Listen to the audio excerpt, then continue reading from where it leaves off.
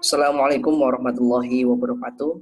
Selamat pagi saudara-saudara mahasiswa dimanapun kalian berada.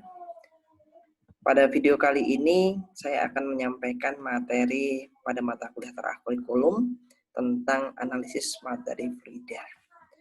Baik saudara-saudara mahasiswa, adapun yang melatar belakangi mengapa topik ini penting untuk kita diskusikan bersama. Yang pertama, materi fluida ini merupakan materi perluasan ya dari materi tekanan yang sudah dipelajari di jenjang SMP atau MTS. Kemudian yang kedua, penerapan materi fluida ini sering kita temui dalam kehidupan sehari-hari. Yang ketiga, sebagai calon guru fisika ya, saudara harus mampu memahami kompetensi dasar dan indikator pencapaian pada materi fluida. Dan yang keempat, sebagai calon guru fisika, ya, mahasiswa harus memahami kedalaman, keluasan, urutan penyajian, dan contoh penerapan materi fluida. Adapun tujuan pembelajaran kita pada pagi hari ini, yang pertama, mahasiswa dapat menjelaskan kedalaman, keluasan, dan urutan penyajian materi fluida. Yang kedua, mahasiswa dapat merancang skenario pembelajaran dan mensimulasikan pembelajaran pada materi fluida. Garis besar kegiatan kita pada pagi hari ini yang pertama adalah introduction, connection, application, reflection, dan yang terakhir adalah extension ataupun tindak lanjut. Baik saudara-saudara mahasiswa, kita masuk di kegiatan koneksi. Ya, kita akan urun pengetahuan tentang topik yang kita diskusikan hari ini, yaitu analisis materi fluida. Silakan saudara mahasiswa, ya, Anda menjawab pertanyaan di bawah ini. Apa saja contoh penerapan materi fluida dalam kehidupan sehari-hari? Silakan jawabannya Anda tuliskan pada kolom chat ya.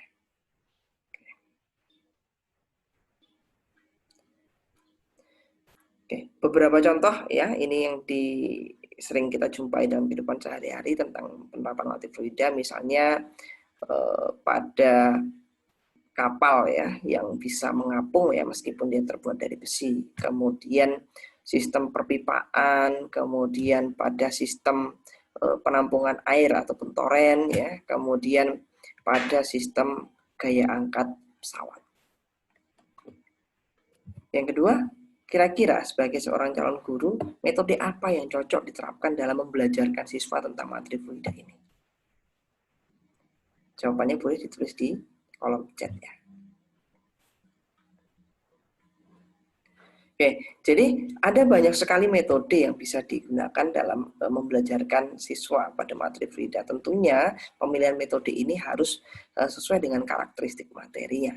Nah, karena materi fluida ini karakteristiknya dia sangat kontekstual, ya. Contoh penerapannya banyak sekali kita jumpai dalam kehidupan sehari-hari. Tentunya dalam memilih metode pembelajaran, saudara-saudara mahasiswa akan lebih tepat jika menggunakan modelnya adalah contextual teaching learning ya. Kemudian metodenya adalah melalui metode eksperimen ataupun metode demonstrasi. Melalui apa? Melalui alat-alat sederhana yang mendemonstrasikan kegiatan-kegiatan pembelajaran yang nantinya akan kita arahkan dalam mengkonstruksi pengetahuan tentang konsep fluida yang sedang dipelajari. Baik saudara-saudara mahasiswa, kita masuk di kegiatan aplikasi. Dalam kegiatan aplikasi ini nanti kita ada dua kegiatan. Yang pertama kita akan menganalisis terlebih dahulu kompetensi dasar ya pada materi fluida ini. Nah, saudara-saudara mahasiswa, ya, seperti yang sudah saya singgung di awal tadi, bahwasannya materi fluida ini merupakan perluasan dari materi tekanan yang sudah dipelajari di SMP. Oleh sebab itu kita perlu mengkaji terlebih dahulu bagaimana isi ya rumusan kompetensi dasar IPA SMP atau MTS yang materinya sudah dibahas sebelumnya.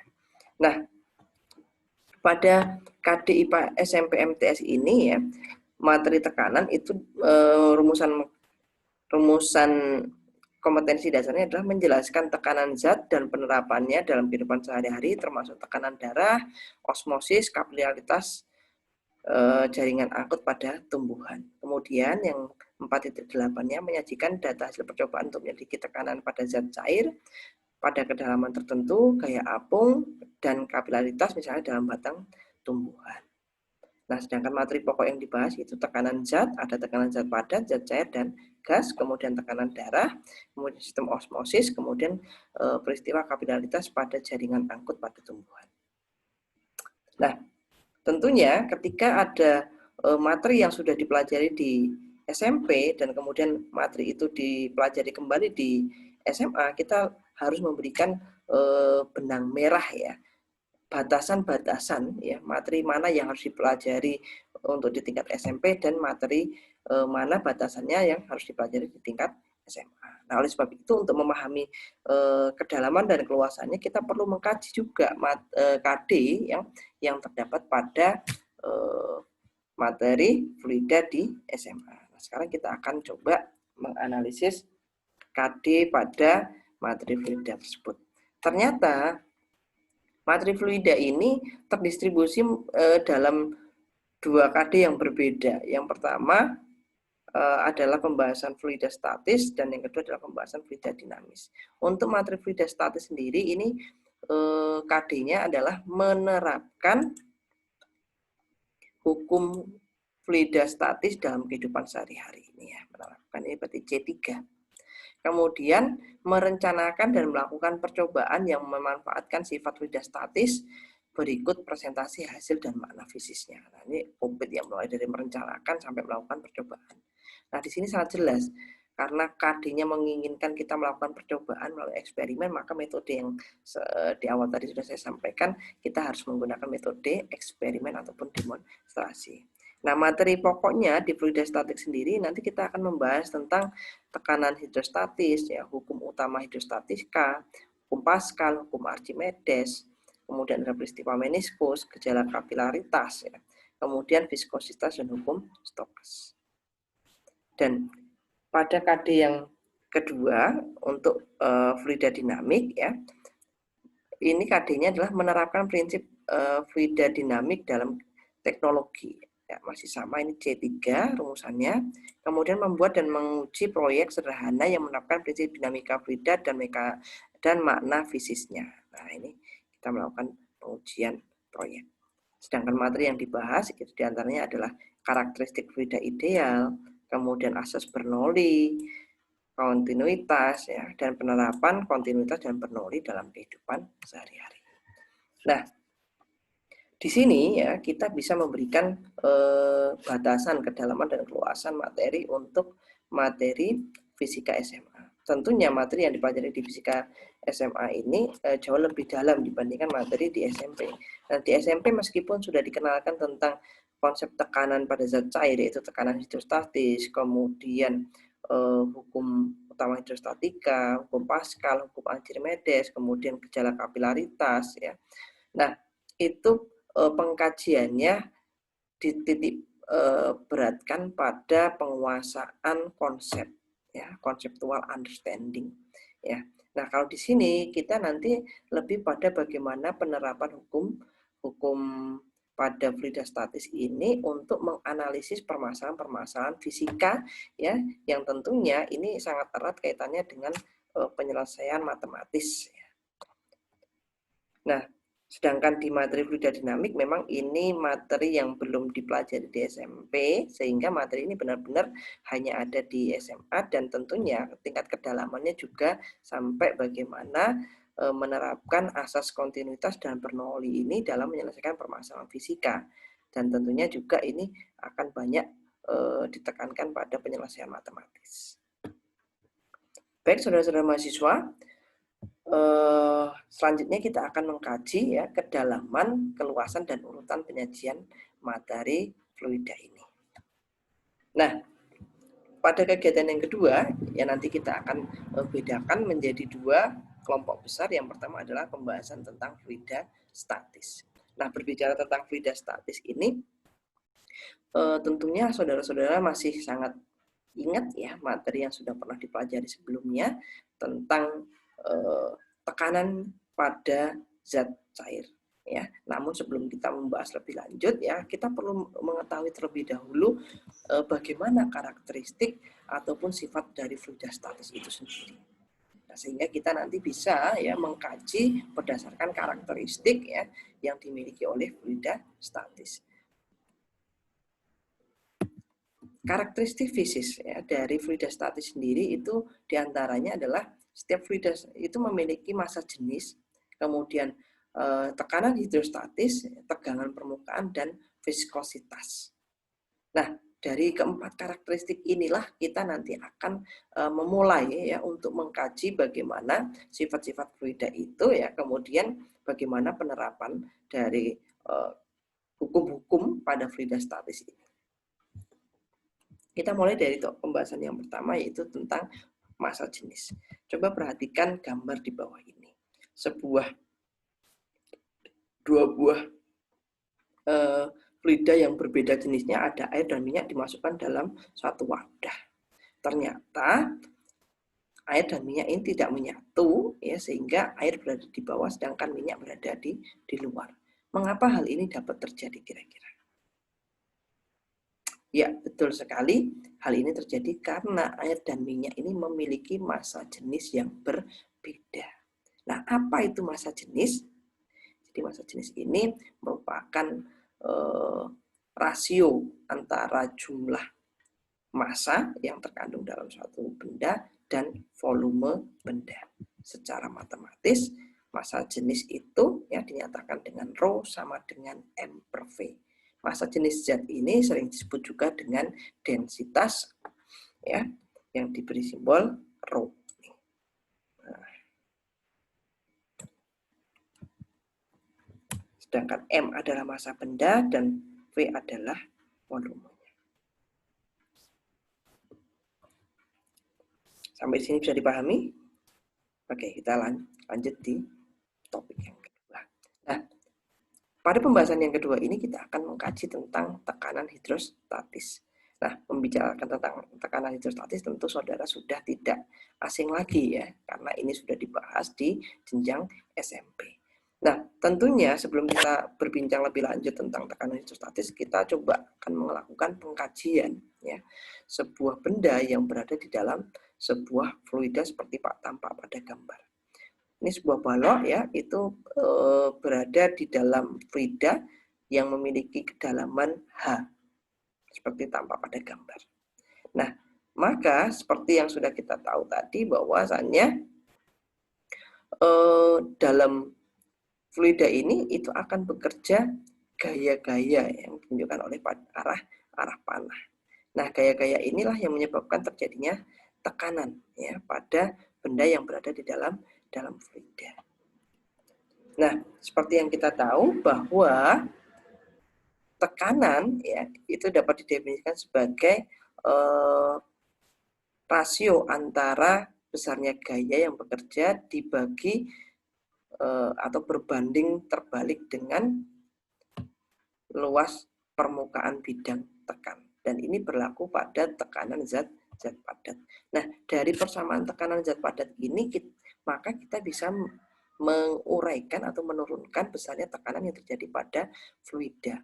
Nah, seperti yang kita tahu bahwa F itu sama dengan gaya berat benda ini di dalam fluida, maka F itu bisa kita ganti dengan mg ya per A. Dan mg sendiri ya massa dikali gravitasi ya. Kita tahu tadi bahwa massa jenis itu sama dengan Rho sama dengan M per V. Maka kalau M kita cari sama dengan Rho dikali V, maka ini berubah menjadi Rho V dikali dengan G. Sehingga persamaannya dapat kita sederhanakan menjadi Rho kali G ya dikalikan dengan V per A. Karena V sendiri itu ada A dikali H, maka kalau A-nya dicoret sehingga menjadi Rho G. Sehingga besarnya tekanan hidrostatis pada fluida itu dapat dinyatakan dengan pH sama dengan Rho G. Dengan pH adalah tekanan hidrostatis, Rho adalah massa jenis, G adalah percepatan gravitasi, dan H adalah kedalaman. Nah, selain membicarakan tentang tekanan hidrostatis ya, kita juga perlu mengkaji tekanan mutlak yang dialami oleh benda yang berada di dalam fluida, di mana tekanan benda yang dialami oleh fluida itu merupakan resultan dari tekanan udara luar yaitu P0 di sini ditambah dengan tekanan hidrostatis di sini di kedalaman, sehingga secara matematis tekanan total ya ataupun harga mutlak dari tekanan ini adalah P0 ditambah dengan tekanan hidrostatis pH, sehingga tekanan totalnya sama dengan P0 ditambah rho fluida dikali G dikali H. Ya.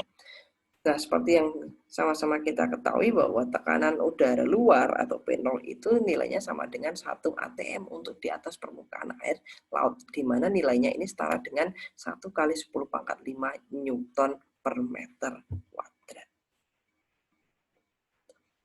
Sampai sini bisa dipahami? Oke, kita lanjutkan. Yang ketiga, kita akan membahas tentang hukum pokok hidrostatika. Coba Anda perhatikan gambar di bawah ini. Sebuah bejana berhubungan ya dengan bentuk yang bervariasi ya pada permukaan A, B, C dan D.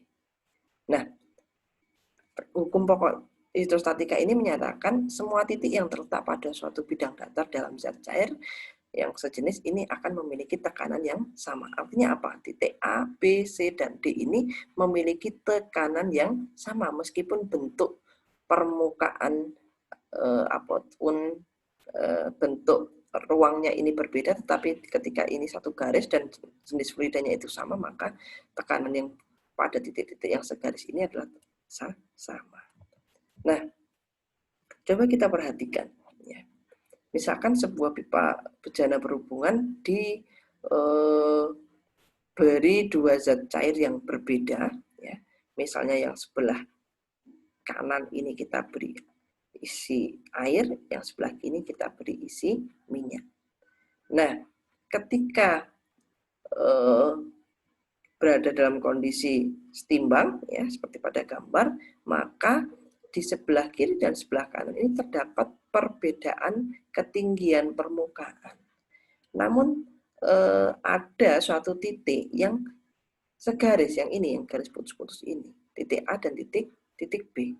Meskipun kalau jika dilihat dari atas ya itu terdapat perbedaan ketinggian yaitu H1 dan H2. Maka menurut hukum pokok hidrostatika, tekanan di titik A dan B ini adalah sama, maka PA sama dengan PB, yaitu rho GH1 akan sama dengan nilainya dengan rho GH2. Sehingga PX rho X ya maksudnya ini, bukan PX ya. Rho X ini adalah massa jenis ini yang mau kita cari. Ini nggak tahu nih misalnya kita. Maka dapat kita cari dengan cara H2 per H1 dikali dengan rho fluida yang sudah diketahui. Dengan PX adalah massa jenis zat cair yang akan kita cari. H1 ketinggian zat cair pada sisi yang sebelah kiri, H2 tinggian zat cair ya yang di sebelah kanan ini. Dan rho adalah massa jenis zat cair standar. Ini menggunakan air. Sampai di sini bisa dipahami? Oke, kita lanjutkan di pembahasan yang berikutnya. Nah, yang keempat, ya, kita akan membahas kajian tentang hukum Pascal. Nah, berbicara tentang hukum Pascal, tentunya ini juga sudah sangat familiar, ya, dan contoh penerapannya dalam kehidupan sehari-hari juga sudah banyak sekali. Ya, contohnya yaitu pada sistem pompa hidrolik, ya, ataupun dongkrak hidrolik. Perhatikan gambar di bawah ini. Misalkan sebuah dongkrak hidrolik ya yang digunakan untuk mengangkat sebuah beban yang berat ya dengan memiliki permukaan A1 dan A2, di mana A1 dan A2 ini memiliki luas ataupun diameter yang berbeda.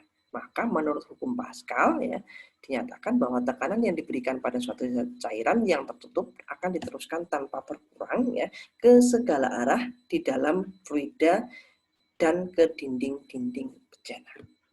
Artinya tekanan yang bekerja pada titik A dan titik A1 maksudnya dan A2 ini adalah sama. Nah, secara matematis ya hukum Pascal ini dapat dinyatakan dengan P1 sama dengan P2, di mana P1 itu adalah F1 per A1 dan P2 sama dengan F2 per A2.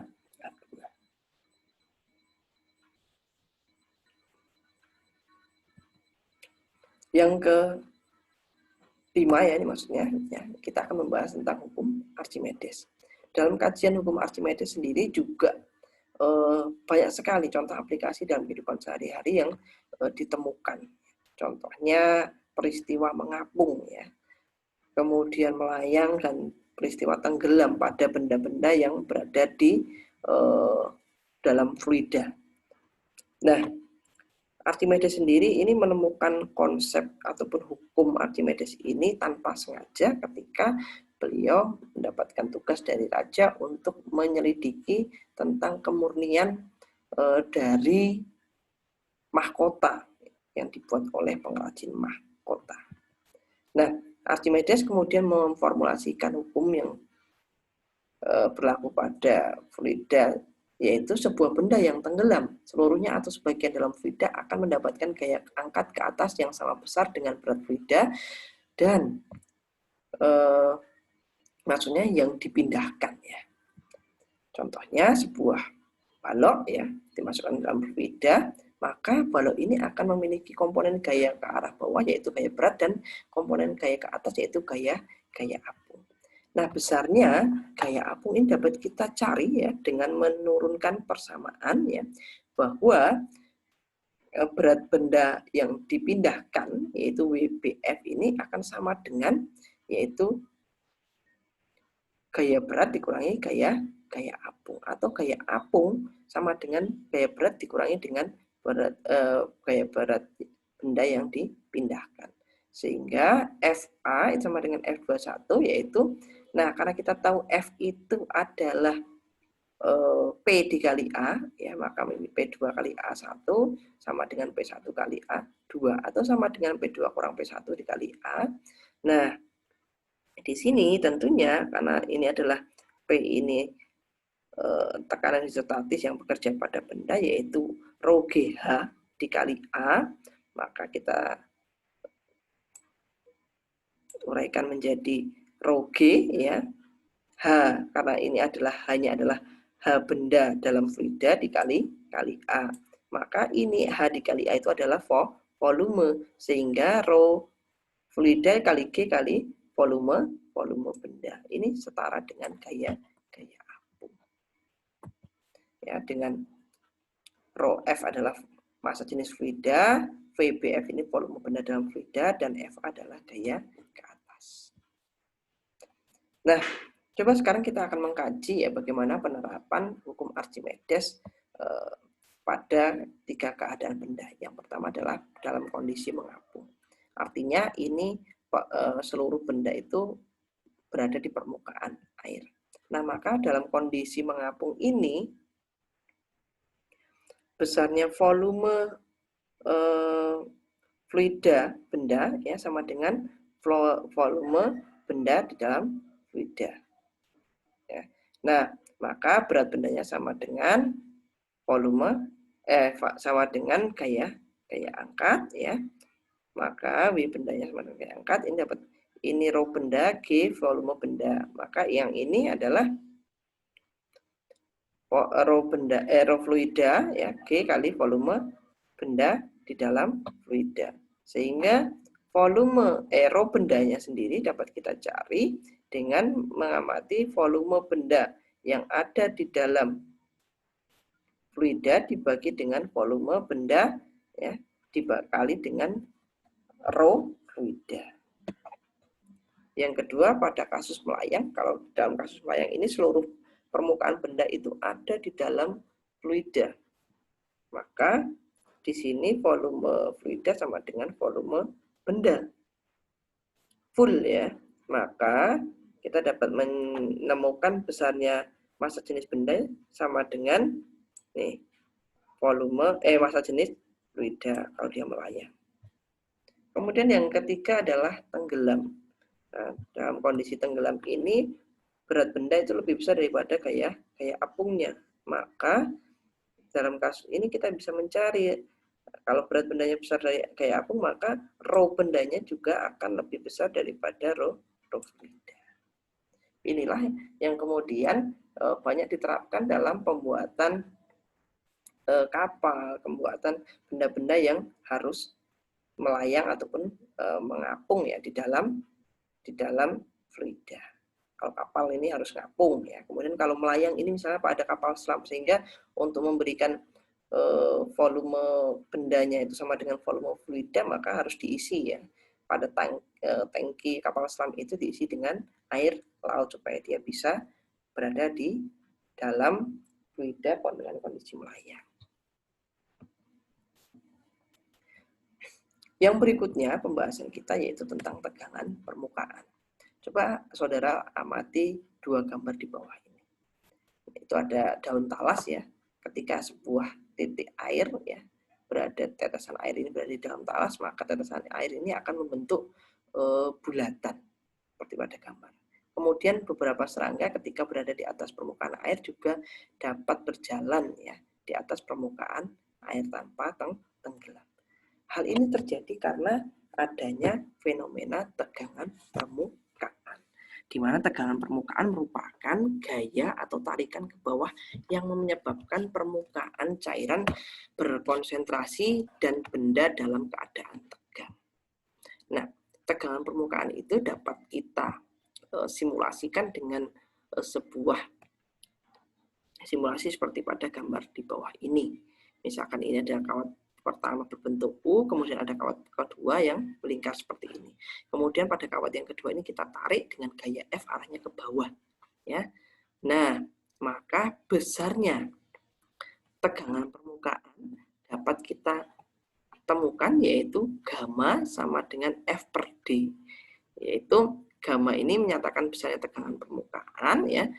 Nilainya itu adalah sebanding dengan gaya yang bekerja pada benda yang ke arah ke bawah, kemudian berbanding terbalik dengan berbanding terbalik dengan panjang ya, panjang permukaan benda. Yang berikutnya kajian kita adalah tentang kapilaritas. Fenomena kapilaritas ini merupakan fenomena yang secara konseptual juga sudah dibahas di jenjang SMP. Nah, di sini kita perlu memberikan penguatan konsep pada konsep kapilaritas dan bagaimana penerapan persamaan-persamaan matematis pada kapilaritas. Kapilaritas sendiri itu merupakan peristiwa naik atau turunnya permukaan zat cair di dalam pipa kapiler. Apa itu pipa kapiler? Yaitu pipa yang memiliki diameter sangat kecil. Nah, pada peristiwa kapilaritas ini ya terjadilah meniskus, yaitu meniskus cekung dan meniskus cembung. Meniskus cekung dan cembung ini terjadi karena adanya tegangan permukaan. Nah, tegangan permukaan sendiri itu dipengaruhi ya karena adanya gaya tarik menarik antar partikel yang sejenis. Ya. Nah, dalam kasus ini ya gaya tarik menarik antar partikel ada dua jenis. Yang pertama adalah adesi, yaitu gaya tarik menarik antar partikel yang berlawanan jenis atau berbeda jenis. Kemudian kohesi adalah gaya tarik menarik antar partikel yang sejenis. Adapun contoh peristiwa kapilaritas juga bisa Anda amati pada peristiwa ini. Misalkan Anda melakukan eksperimen sederhana dengan menggunakan cairan berwarna, kemudian Anda masukkan tisu, maka tisu pada bagian atas itu akan berubah warna sesuai dengan cairan yang terdapat pada ujung tisu yang kita celupkan seperti pada gambar di bawah ini. Nah, pada peristiwa kapilaritas sendiri ya, itu akan mengakibatkan terjadinya peristiwa meniskus cekung dan cembung. Misalnya kita masukkan sebuah pipa kapiler di dalam air, maka ini akan terjadi meniskus cekung. Ya, meniskus cekung ini terjadi karena gaya tarik-menarik antar partikel yang berlainan jenis ini lebih besar dibandingkan gaya tarik-menarik antar partikel yang sejenis. Nah, ini ya.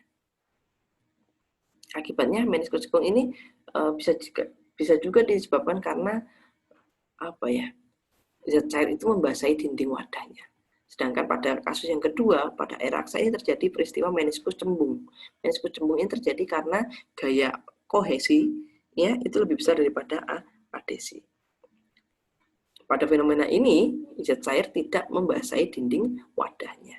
Nah, sekarang yang perlu kita kaji adalah berapakah kenaikan atau penurunan permukaan zat cair pada pipa kapiler ini. Maka kita dapat menentukannya dengan menggunakan persamaan tentang tegangan permukaan, di mana gamma sama dengan F per D, sehingga kalau kita mencari F sama dengan gamma dikali D. Nah, karena gamma ini ya terjadi ya dengan membentuk sudut, maka kita perlu menguraikannya ke arah komponen sumbu X dan komponen sumbu Y. Nah, yang kita uraikan di sini yang paling penting adalah yang ke arah sini ya, arah sini ataupun arah sini. Nah, ini berarti kan Z ya. Nah, maka ini F ya itu bisa menjadi gamma kali D cos theta. Sehingga karena D-nya itu merupakan bentuknya ini lengkung ya, setengah lingkaran, maka kita gunakanlah jari-jari keliling lingkaran D-nya, yaitu F sama dengan gamma dikali 2pi 2πr ya dikalikan dengan cos theta. Sehingga kita dapat menemukan F sendiri ya. F sendiri ini dapat kita cari ya nilainya. Ini rho ya GH ya, F itu sama dengan rho GH. Nah, sebenarnya ini ada lagi satu ini. Ada PR kuadrat dikali H itu adalah volume. Nah, ini volume di sini ya. F itu kalau kita cari bisa jadi F itu kan sama dengan P dikali A. Karena P itu adalah tekanan ya, kemudian tekanan kita uraikan pada zat cair adalah rho GH ya. Maka yang ininya adalah luasnya itu yang ini PR kuadrat. Sehingga yang sebelah kanan ini menjadi 2πr gamma cos theta, maka hanya bisa kita cari kenaikan atau penurunannya adalah 2 gamma cos theta dibagi rho GR. Sampai sini bisa dipahami. Kita lanjutkan ke pembahasan yang berikutnya. Nah, pada pembahasan kita kali ini ya, kita akan mendiskusikan bagaimana konsep viskositas. Nah, viskositas sendiri ini merupakan ukuran kekentalan zat cair atau gesekan zat cair yang disebut kemudian dengan viskositas. Coba perhatikan gambar di bawah ini. Misalkan ada 3 buah zat cair yang memiliki kekentalan yang berbeda seperti pada gambar, kemudian kita akan menjatuhkan 3 buah kelereng dengan ukuran yang sama dalam zat cair ini. Kira-kira pada kelereng manakah yang akan sampai ke dasar lebih dulu? Nah, untuk menjawab itu tentunya kita harus mengetahui terlebih dahulu tingkat kekentalan zat cair dari masing-masing wadah. Maka semakin besar tingkat kekentalannya, ya, maka makin besar pula hambatan yang dialami oleh kelereng. Nah, viskositas sendiri itu dipengaruhi oleh beberapa faktor. Yang pertama adalah koefisien viskositas, ini tingkat kekentalannya, kecepatan relatif benda terhadap zat cair, serta ukuran dan bentuk geometris bendanya.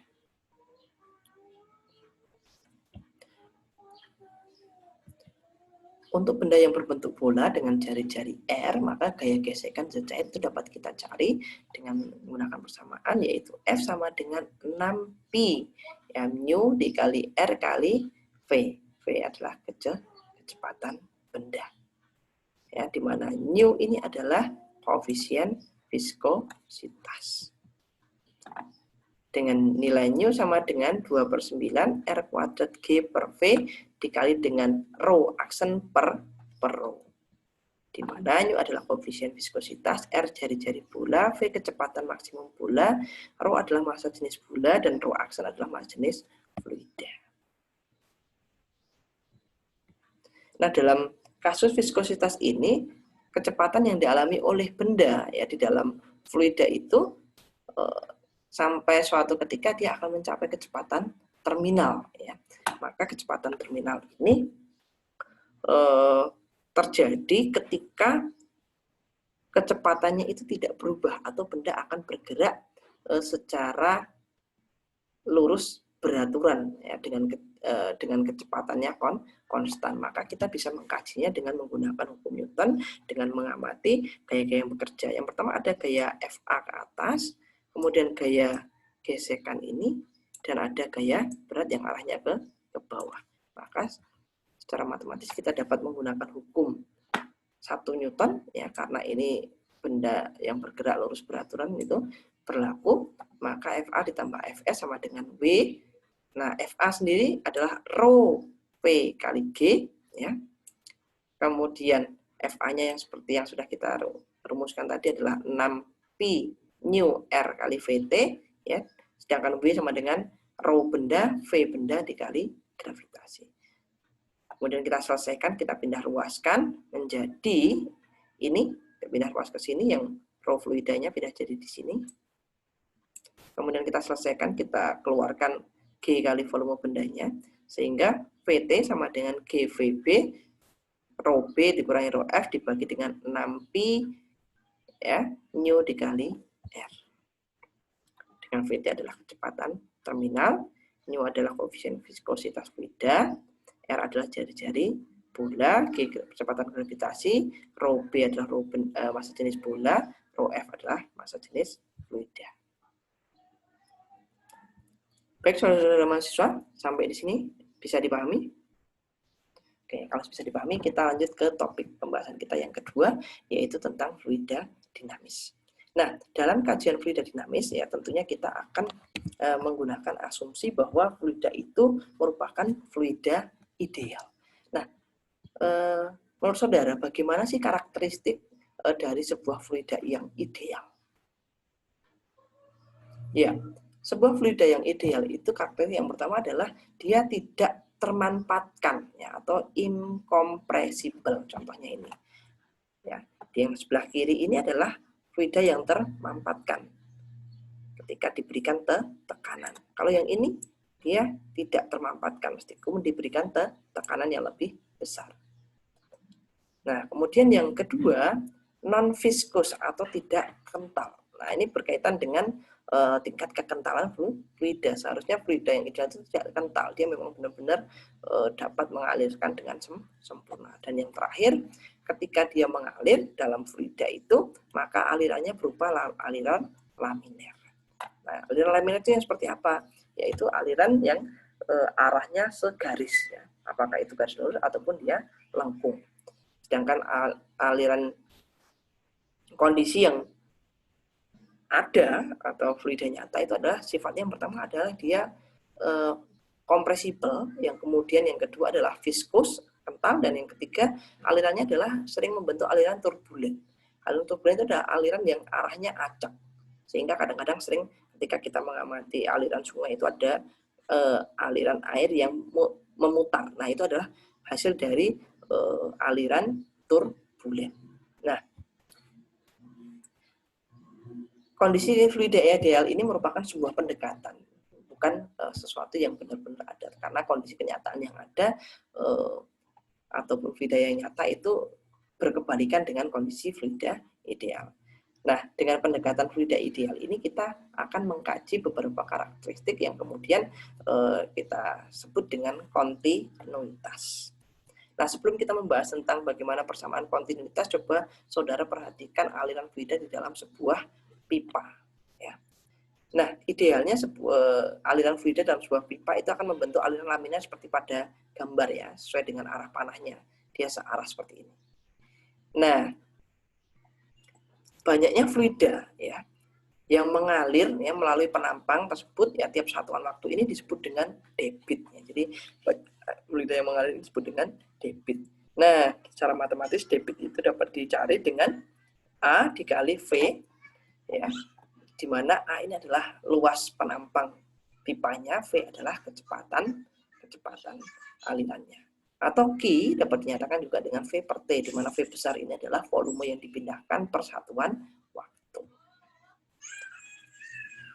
Nah, berdasarkan konsep debit tersebut, maka kita dapat merumuskan persamaan kontinuitas. Nah, perhatikan gambar sebuah pipa yang memiliki permukaan ataupun diameter yang berbeda seperti pada gambar. Nah, dalam asas kontinuitas sendiri menyatakan bahwa besarnya massa yang dipindahkan, ya, tiap satuan waktu itu yang melalui sebuah pipa tertutup itu adalah sama. Nah, yang membedakan apa? Yang membedakan tentunya adalah kecepatan yang terjadi di dalam permukaan pipa tersebut yang memiliki diameter yang berbeda. Maka dengan menggunakan konsep bahwa M di titik 1, M di sini ini, masa yang lewat sini, persatuan waktunya sama dengan yang keluar ke sini, maka kita dapat merumuskan di mana M sendiri adalah rho kali V, maka dengan V adalah A dikali X, kita dapat menyelesaikan ini menjadi ya, A dikali X ya. Nah, sekarang yang penting lagi adalah X sendiri. X itu kalau dalam GLB adalah V dikali delta T yang ini. Nah, V dikali delta T. Sehingga delta T-nya tentu di sini dengan di sini sama. Karena fluidanya sama, dah rho-nya juga pasti sama. Sehingga kita dapat menyatakan persamaan kontinuitas itu sama dengan, nah ini rho-nya sama boleh dicoret ya. V apalagi T-nya sama boleh dicoret kanan kiri ya, maka menjadi A V1 ya, A2 V2. Nah, ternyata A dikali V itu adalah debit, yaitu Q dengan Q1 sama dengan Q2.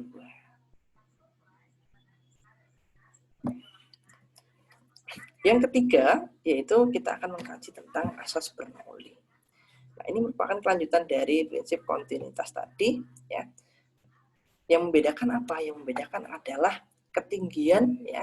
Selain ada permukaan yang berbeda luasannya, yang kedua adalah yang satu memiliki ketinggian yang berbeda dengan permukaan yang lainnya. Nah, maka gaya yang bekerja pada titik A1 ini ya, yaitu sama dengan P1 kali A1, sedangkan yang pada A2 ini adalah P2 dikali A2. Kita tahu bahwa ya di sini itu ada V dikali T ya. X-nya itu adalah V kali T ya sini ya. Ini ketinggiannya ada H1, ada H2. Nah, ketika sebuah fluida ya masuk di titik A itu dengan kecepatan awal V1. Nah, kita nanti akan mencari berapa toh yang di sininya gitu ya. Maka konsep dari asas Bernoulli ini menyatakan bahwa sebuah fluida yang mengalir ya itu jika di suatu titik itu kecepatannya rendah maka dia akan memiliki tekanan yang tinggi. Sebaliknya jika di suatu titik itu memiliki kecepatan yang tinggi maka tekanannya adalah rendah. Nah, oleh sebab itu persamaan Bernoulli dapat menyatakan bahwa P1 tambah setengah ya, rho V1 ditambah rho GH1 akan sama dengan P2 ditambah setengah rho V2 ditambah dengan rho GH2. Nah, ini menggunakan konsep usaha dan energi ya. Sehingga persamaan kontinuitas menyatakan bahwa P tambah setengah rho V kuadrat ditambah rho GH itu sama dengan konstan. Nah, yang paling penting lagi adalah bagaimana menemukan persamaan kontinuitas ini. Nah, oleh sebab itu saudara perlu mengkaji bagaimana penurunan persamaan kontinuitas. Nah, ini berkaitan dengan konsep usaha dan energi. Maka besarnya usaha yang dibutuhkan untuk memindahkan benda ya, ataupun fluida itu W sama dengan P1 dikali V ditambah min P2 dikali V. Karena V itu sama dengan M per rho, maka W itu dapat dinyatakan dengan P2 kurang P1 dikali dengan M per rho. Nah, maka perubahan energi mekanik saat fluida bergerak dari ujung kiri menuju ke kanan itu dapat dinyatakan dengan delta EM sama dengan mg dikali dengan H2 kurang H1 ya, yang ini ditambah dengan setengah M V2 kuadrat kurangi V1. Maka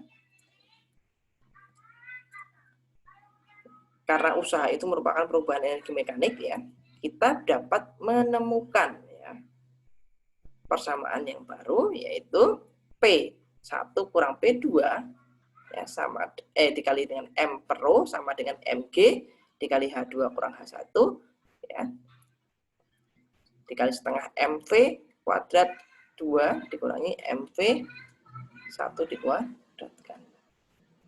Maka kita pindah ruaskan M per row-nya ini, maka berubah menjadi ini dia. Nah, maka nanti variabel M-nya hilang.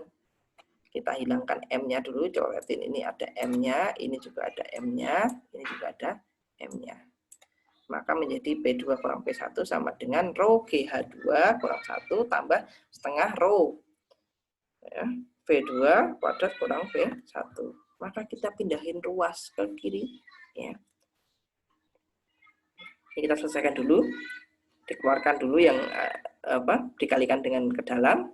Dapatlah ini persamaannya. Kemudian kita selesaikan dengan memindahkan ruasnya ke kiri. Sehingga menjadilah ini persamaan kontinuitas. Sampai di sini bisa dipahami cara penurunannya. Oke, kita lanjut ke pembahasan kita berikutnya. Nah, ada beberapa contoh penerapan persamaan kontinuitas. Ya. Yang pertama adalah pada venturimeter. Venturimeter sendiri ada dua tipe, yaitu venturimeter dengan manometer dan venturimeter tanpa manometer. Nah, sekarang kita akan membahas venturimeter tanpa manometer terlebih dahulu. Perhatikan pada gambar ini. Ya. Tabung venturi yang memiliki diameter yang berbeda. Fluida yang diukur ya tidak memiliki perbedaan ketinggian, sehingga ya kita dapat mensubstitusikan, yaitu P1 kurang P2 sama dengan setengah rho V2 kuadrat dikurangi V1 dikuadratkan. Nah, berdasarkan persamaan kontinuitas ya, bahwa V2 itu sama dengan A1 per A2 dikali V1, maka ya kita dapat mensubstitusikannya ini menjadi, nah nih, P2 kurang P1 sama dengan setengah rho dikali A1. Ini substitusikan ke sini, set. Nah, dikurangi V1 dikuadratkan. Sehingga menjadi, nih, setelah disubstitusikan maka berubah menjadi ini. Akan ada V1-nya, V1-nya keluar dulu. Tuh, ini keluar. Sehingga perbedaan ketinggian zat cair pada tabung vertikal H, ya itu dapat dicari dengan, nah ini, P1 dikurangi P2 sama dengan rho D, rho GH. Jadi, ya, nih, karena ada ruas kiri dan kanan yang sama, ini P1 P2, ini juga P1 P2. Kalau yang ini adalah rho GH. Loh, maka persamaan dapat berubah menjadi yang terakhir. Yang terakhir ini rho GH sama dengan setengah rho V1 kuadrat dikali A1 per A2 kuadrat dikurangi 1.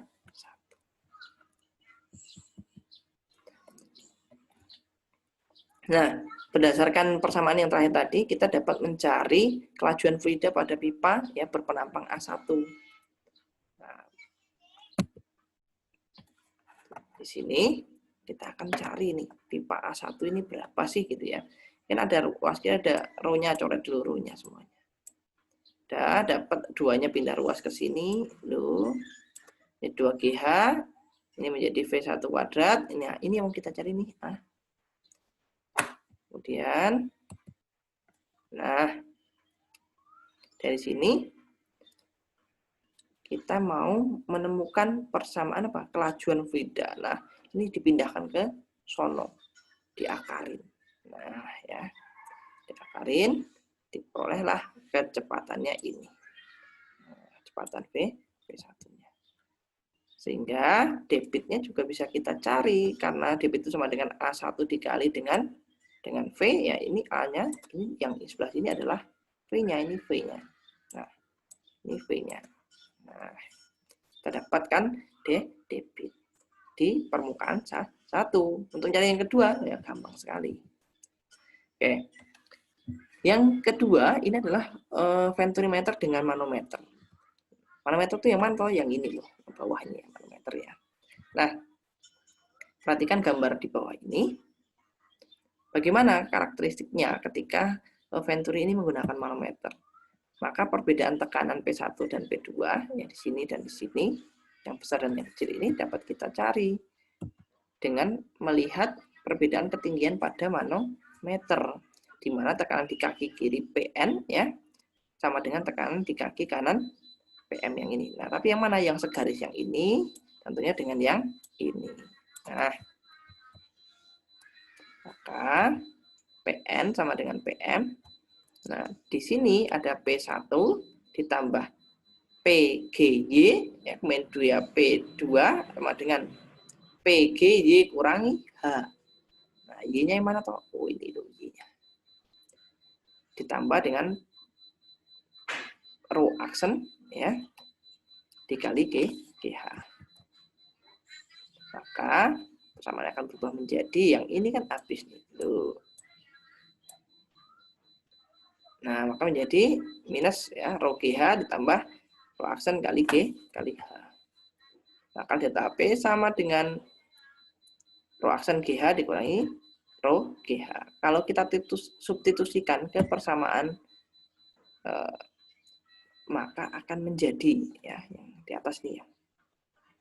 Delta P sama dengan setengah ya rho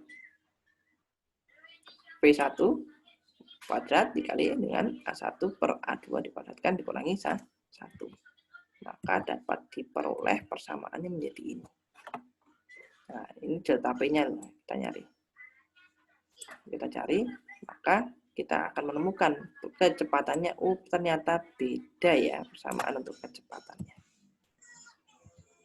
Nah,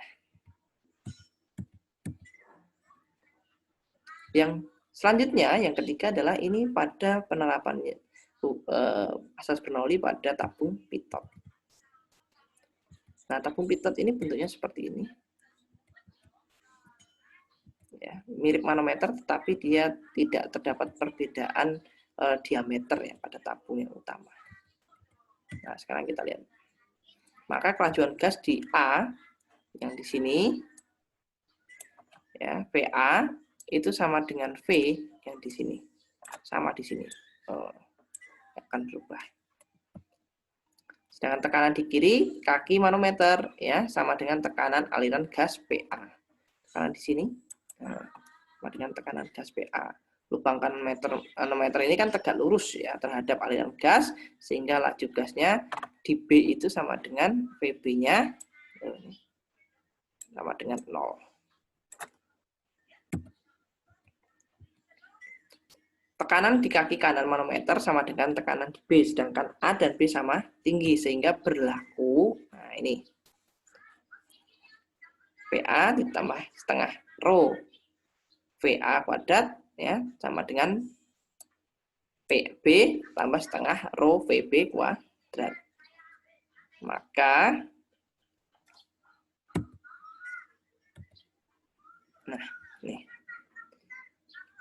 ini dipindahkan ke sini.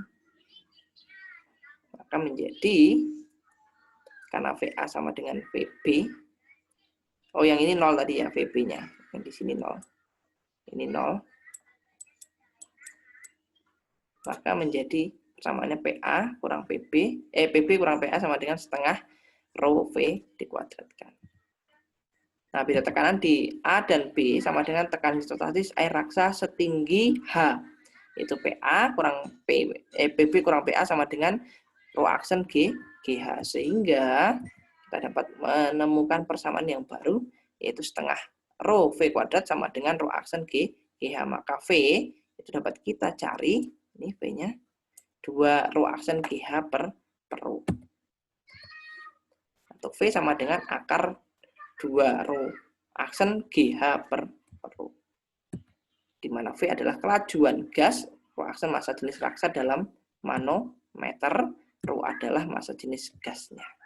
Dan H adalah perbedaan tinggi raksa dalam manometer. Sampai di sini bisa dipahami? Oke, kita lanjut ke aplikasi yang keempat, yaitu tentang teori Shelley. Nah, ini teori-teori Shelley ini membicarakan tentang kebocoran pada sebuah tabung. Kita bisa menemukan berapa kecepatan dan jarak yang ditempuh oleh zat cair ketika terjadi kebocoran dari sebuah tabung yang berisi fluida yang memiliki kedalaman H. Nah, tekanan pada permukaan fluida dan pada lubang di bawah itu sama. Jadi di atas ini Yang bagian atas ini, di sini dengan yang bagian sini itu sama karena di luar ya. Sehingga H1 ya itu sama dengan H. Sedangkan H2-nya sama dengan 0. H2-nya sama dengan 0. Karena berada pada titik acuan, V-nya ini dapat diabaikan, dan V2-nya sama dengan V. Maka dengan menggunakan persamaan kontinuitas, kita dapat menemukan, ini tadi hanya 0 nih, H2-nya 0. Sudah. Ini juga menjadi 0.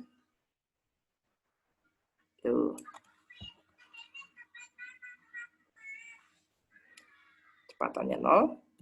Maka P0 rho GH tambah P0 setengah rho V kuadrat. Maka V dapat dicari menjadi 2G GH. Rho-nya dicoretin. Ini P0-nya juga dicoret. Ini coret. Nah, ini juga dicoret. Maka V sama dengan akar 2GH. Ini persamaannya sama dengan persamaan pada gerak parabola. Sehingga kalau kita mencari debitnya sama dengan A dikali V, maka A-nya ini, V-nya adalah akar 2GH. Nah, yang terakhir, aplikasi dari prinsip Bernoulli adalah pada gaya angkat sayap pesawat. Perhatikan bentuk model sayap pesawat di bawah ini. Nah, seperti yang kita tahu bahwa prinsipnya pada asas Bernoulli ini adalah jika suatu titik itu memiliki kecepatan yang tinggi, maka tekanan rendah, sedangkan dia memiliki kecepatan rendah, maka tekanannya tinggi. Nah, coba kita perhatikan di sini. Nah, aliran fluida yang di bawah dan yang di atas ini akan menempuh jarak yang berbeda. Nah, tetapi dia harus sampai di belakang sayap ini dalam waktu yang sama. Oleh sebab itu, fluida yang mengalir di atas sayap pesawat ini harus memiliki kecepatan yang lebih besar daripada kecepatan yang di bawah. Nah, karena kalau yang di bawah ini kecepatannya rendah, berarti tekanannya tinggi. P1 ini lebih tinggi. P1 dikali A-nya sama, toh P-nya lebih tinggi. Nah, sedangkan ini P2-nya lebih rendah karena kecepatannya tinggi, maka terjadilah gaya angkat ke atas. Nah, seperti apa? Ya, V1 kelajuan udara bagian bawah, V2 adalah kelajuan di bagian atas. Nah, seperti yang sudah kita uraikan tadi, maka dengan persamaan ini kita bisa menemukan misalnya gaya angkat pesawat, yaitu P1 rho GH1 tambah setengah rho V1 dipadatkan sama dengan konstan, maka ketinggian kedua permukaan sayap ini kan sama tinggi, sehingga yang ada variabel hanya bisa dieliminasi. Maka ya dari sini kita lihat bahwa P1 kurangi P2 ya setengah rho dikali V2 kuadrat kurangi V1 kuadrat. Nah, karena P itu sama dengan F ya, per A, maka F1 per A kurangkan, oke, maka ini akan berubah menjadi F1 kurang F2 setengah rho A dikali V2 kuadrat kurang V1 kuadrat. Maka persamaan ini disebut dengan gaya angkat pesawat, yaitu F1 kurang F2. Baik, saudara mahasiswa, sampai di sini ada yang mau ditanyakan? Atau sudah cukup jelas? Kalau sudah cukup jelas, kita masuk di kegiatan akhir kita, yaitu melakukan refleksi kegiatan perkuliahan kita hari ini. Nah, silakan saudara membuat semacam refleksi dengan menjawab pertanyaan ini. Apa yang sudah Anda pahami tentang kedalaman, keluasan, dan urutan penyajian materi fluida statis dan dinamis? Ya, silakan nanti dijawab di LMS ya. Kemudian apa yang masih membingungkan tentang fluida statis dan dinamis? Silakan jawabannya langsung dijawab di LMS. Dan terakhir, tindak lanjut kegiatan kuliah kita adalah merancang skenario pembelajaran pada materi fluida, kemudian lakukan simulasi mengajar pada materi fluida. Nah, silakan saudara ini jadikan sebagai tugas mandiri, ya tentunya ini nggak perlu dikumpul, tapi silakan Anda mencoba membuat skenario pembelajaran, kemudian mensimulasikan ngajar materi fluida. Ambil salah satu contohnya, misalkan Pak, saya pengen ngajar materinya cukup yang bagian hukum Pascal saja, ya nggak masalah. atau hukum Archimedes saja juga, yuk nggak masalah. Atau Pak saya pengen tentang tekanan hidrostatis saja, nggak masalah ya. Jadi nggak usah semuanya, tapi silahkan ambil beberapa subtopik yang nanti bisa Anda kemas dengan cara yang menarik, dengan model atau metode yang sesuai dengan karakteristik materinya. Saya kira itu untuk pertemuan kita hari ini. Sampai ketemu di pertemuan kita selanjutnya. Assalamualaikum warahmatullahi wabarakatuh.